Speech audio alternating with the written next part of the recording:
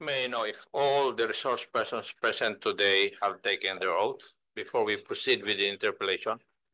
May we know if there are resource persons who are attending this hearing for the first time? Can we please request them to rise? Comsec, kindly administer the oath. Please stand up and raise your right hands. Do you swear to tell the truth, the whole truth, and nothing but the truth before this committee? So help you God. Thank you. Mr. Chair, Madam the Chair. oath has been administered. Madam Chair, The Honorable Lechong is recognized.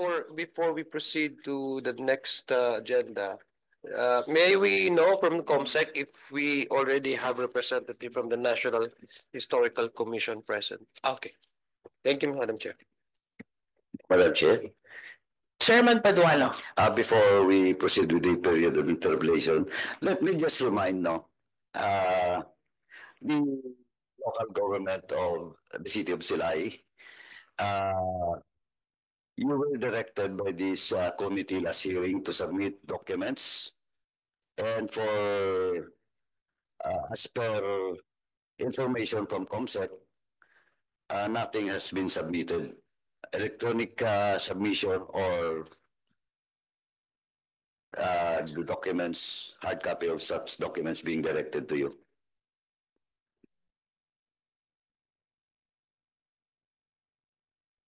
Somebody answer from the city of Silay?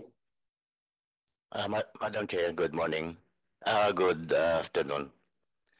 Dala po namin yung mga documents. May we direct the city legal officer to please submit the documents to committee secretary, please. With forwarding letter po. We will submit this to the COMSEC po.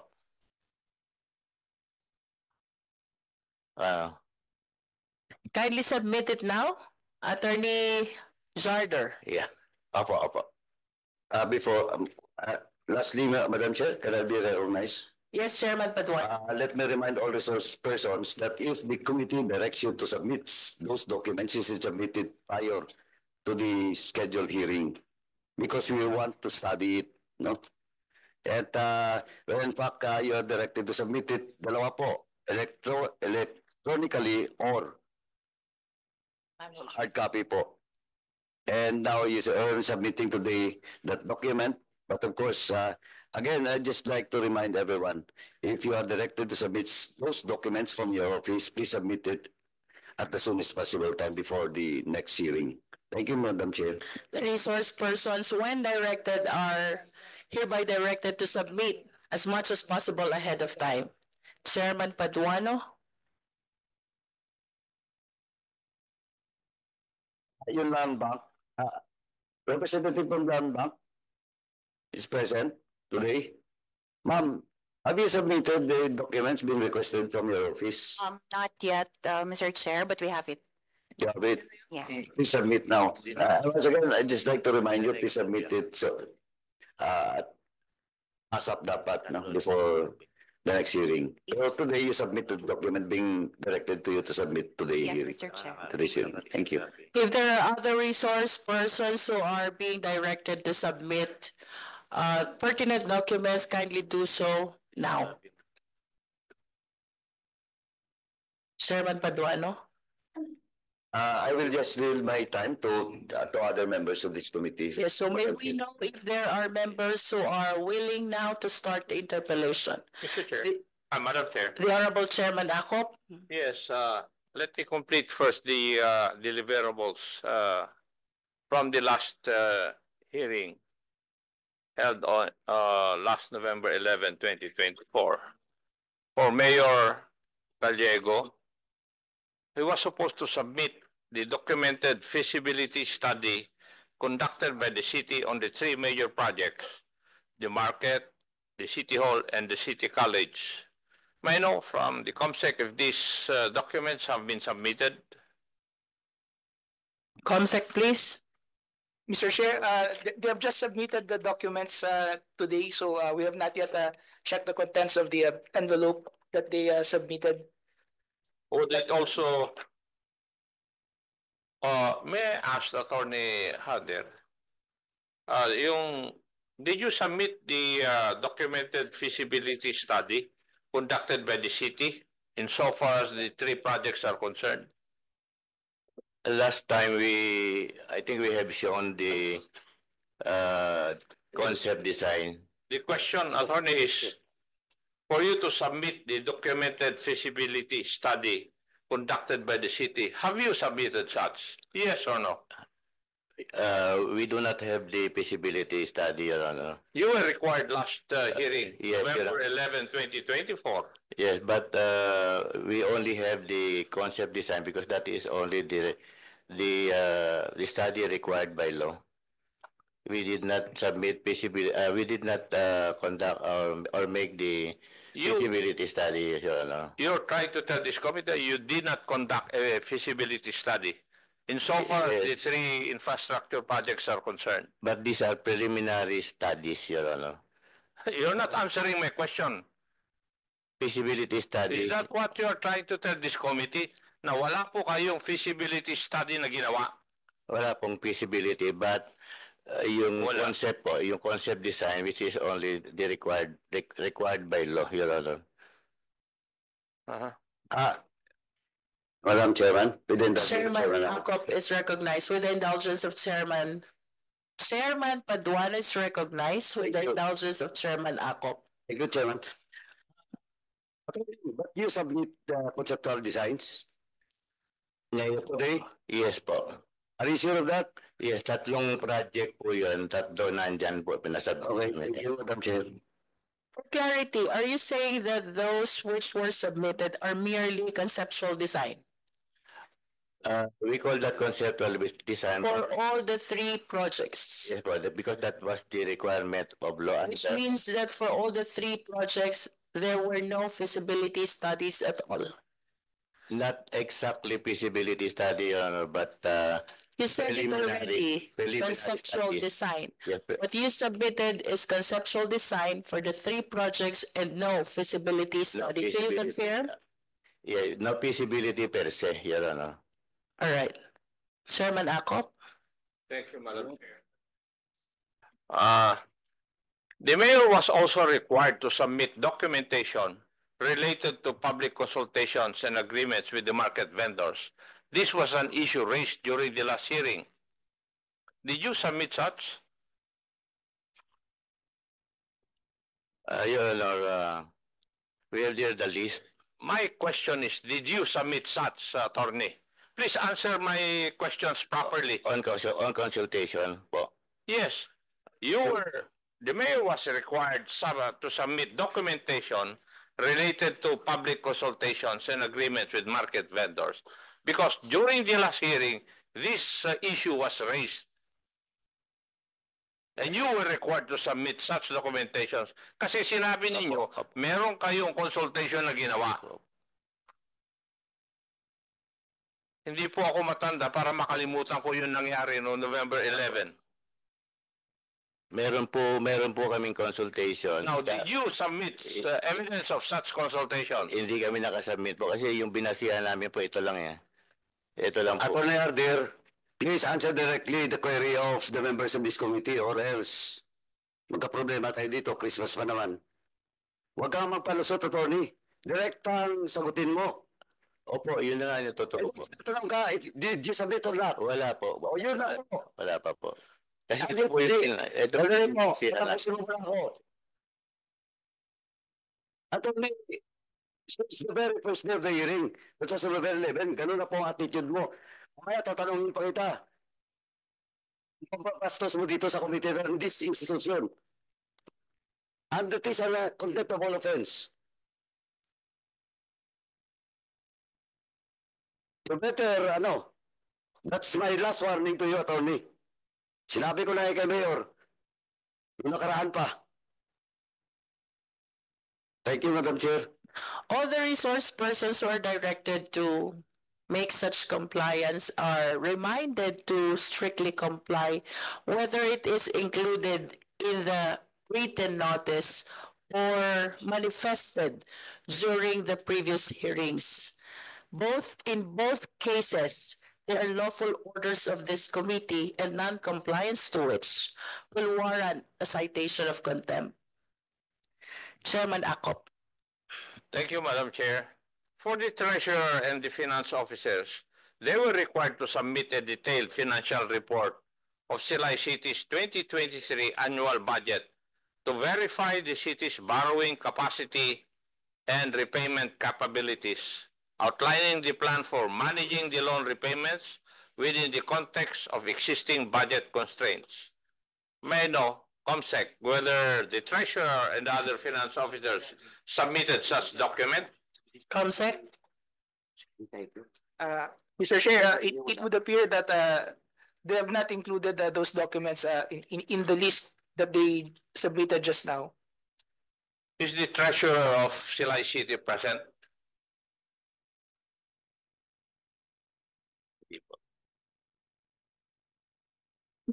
COMSEC, whether the treasurer is present and whether she or he submitted a letter for the purpose of today's hearing.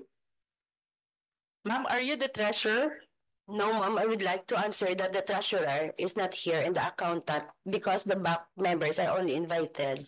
The last letter we received is the back members only to attend. The invitation is for the back members only, and you're trying to say that the treasurer is not a member of back. COMSEC, kindly confirm whether the treasurer was invited or not. Was the treasurer present in the last hearing? COMSEC? Attorney, have to check turn off your microphone. I'm sorry. Before we proceed, we recognize the presence of the Honorable Congressman Dale B. Corvera, of the 2nd District of Agusan del Norte. Sir, thank you for coming. Madam Chair, I'm asking COMSEC to confirmation if indeed the committee has sent an invitation to the city treasurer. COMSEC, kindly confirm whether the city treasurer attended the last hearing of this committee. Was the treasurer included in the invitation was sent to Silay? The second inquiry is whether the invitation includes the city treasurer of Silay. I think, based on my recollection, that city treasurer was present during the last hearing. So it follows that he should be present today. Because until such time that the committee hearing is concluded, all the invitees should be present in every scheduled committee hearing. This is a continuing hearing. So that also applies to the invitation sent to these individuals, Madam Chair. So I don't know if, may we also ask the COMSEC if the city treasurer sent us a letter regarding his absence or her absence today? So I don't know how the committee will deal with this apparent insult to the committee. Madam Chair, Chairman Akop.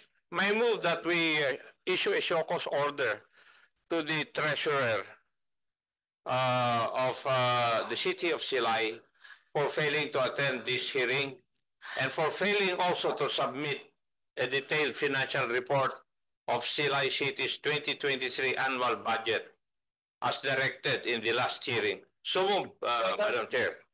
There is a motion to issue a show cause order to the city treasurer of Silay on two grounds. One is the failure to attend in today's hearing and the failure to submit the financial report which is being required by this committee. The motion is duly seconded. Is there any objection? There being no objection, the motion is hereby granted. Madam Chair. Chairman Akop. Yes, thank you. Attorney Harder was also required in the last hearing to furnish this committee with a copy of the loan agreement between Silay City and Land Bank. Was this complied with? Attorney Harder. Meron po nandun na sa expanded folder po nandun. Yung sa tatlo. Chairman Akop, if I can make a very short manifestation, considering that this investigation entails a voluminous record, which are being required from the resource persons to be submitted. May we direct instead all the resource persons to submit these documents ahead of time, instead of submitting them on the very day of the hearing. Because as you can see, we still have to check whether they are fully complied with, whether the documents are complete, and for the enlightenment of the members of the committee who are sitting on this inquiry, they still need to go over those documents. So I think practicality dictates that we have to submit them ahead of time. Well, apology po. Chairman Akop? Thank you, Madam Chair. Land Bank of the Philippines, you were required to share a copy to this committee, the agreement to confirm the loan terms and conditions of the loans made by Silay City. Have you submitted such documents? Mr. Chair, we are submitting it today. You are submitting it today. Yes, Mr. Chair. Did you hear the admonition of our chairman, our Yes, chairwoman? yes, Yes, we thank you. apologize. Is the Kindly approach the COMSEC. Chairman Akop, please. is the monetary board represented this afternoon, COMSEC? COMSEC? Yes, Madam Chair, they sent a representative. The monetary board in the last hearing also was required by the committee to verify the net debt service ceiling and borrowing capacity of Silay City. Has the monetary board done such? Monetary board, please. Madam Chair, this is the first time that they're attending the hearing. Oh, We're not invited. did we not send any written notice concerning that compliance? COMSEC. It was a general invitation, Madam Chair, but we attached the Chairman privilege. Akop is directing them or requesting them to submit the net borrowing capacity documents. We recognize the Bangko Sentral ng Pilipinas, represented by Ms. Butokan. You're recognized. Good afternoon, Madam Chair and members of the committee. For the Bangko Sentral ng Pilipinas, may we clarify, which we also clarified with the committee secretariat, that the net debt service ceiling and borrowing capacity is not issued, nor is it certified by the Bangko Sentral ng Pilipinas or its monetary board. It is issued by the Department of Finance, Bureau of Local Government Finance, Madam Chair. Do we have representative from the Bureau of Local Government Finance? Can you please answer to the request of the Chairman Akop about the debt borrowing capacity and the net the debt servicing capacity? Madam Chair, this is our first time to attend, and for your request, we'll have it. In other words, you are hereby so directed to comply with the requirements of the Chairman Akop. Thank you. Can you do that today, Chairman Akop? We'll secure permission from our principals. Noted on that. Chairman Akop, please. May I know the reason why you have to secure permission from your principals? Are you not authorized by your principals to represent your office in today's hearing? Are you not also authorized to answer for and behalf of your boss? Sir, because this is the first time that we are joining this hearing, so we were asked first to observe and see the issues before the principals and our bureau provide its own opinions on this. So you're trying to tell this committee that your authority is to observe the proceedings and not to answer inquiries made by the members of this committee. Is that what you're trying to tell this committee? Not really just to observe, but we can answer general questions that is within our position. Mr. Chair, point of clarification. With the indulgence of Chairman Akop, Yes, ma'am. Honorable Gutierrez is recognized. Thank you, Madam Chair. Madam Chair, just to clarify po, no, just to with the rules, with the COMSEC sends an invitation, it already clearly states the agenda. Is that correct? Of course. I would like to clarify with the COMSEC. Tama po yun, no? Comsec, please. Yes, Mr. Chair, we attach the agenda and the subject resolution. So I think what Congressman Akop is driving at is the general presumption is our resource persons would know the agenda and would send the appropriate person with the appropriate authority. Sayang po ng hearing natin kapag nagpapadala po tayo ng resource person na hindi alam ko anong pinag-uusapan po dito. Just to clarify po, no, kasi nagulat po ako when the answer by the resource person was that they were here to observe. Sayang po ng isang buong hearing instead of getting answers. Just to add po to what Congressman Akop was saying. Thank you, Madam Chair. With that, Bureau of Local Government Finance, will you be willing to provide the documents requested by the Chairman Akop, net servicing capacity and net borrowing capacity today? Yes, sir. Thank you. Chairman Akop? Thank you, Madam Chair. Are you going to submit such document today? He said yes already. We can have electronic copy submitted within the day. Within the day? Yes, sir. Thank you. Thank you, Madam Chair. I think those are the only deliverables insofar as the hearing conducted on November 11, 2024 are concerned. Thank you. Thank you, Chairman Akop. Now we recognize Honorable Chairman Paduano. Thank you. Just a short manifestation, Mr. Chairman, Madam Chair, with regards to the query being asked by Chairman Akop to the representative from the local government of Silay. When Attorney Herder was asked about the feasibility study, he mentioned na wala pong sinabit, only Conceptual. conceptual study. Ito po, Attorney Herder, ito, the title itself speaks, the title speaks for itself. Oh, ito, feasibility studies and conceptual design. City College, distinguished with public market, distinguished with City Hall. Oh. Attorney Hart. Of course, we have not yet stand and read this now. Even if this is really a feasibility study and conceptual design. But of course, kung ito ay conceptual design lang, ba't mo lalagyan ng ano? Title na feasibility study. Madam Chair. Attorney Harder, before you proceed, two things only.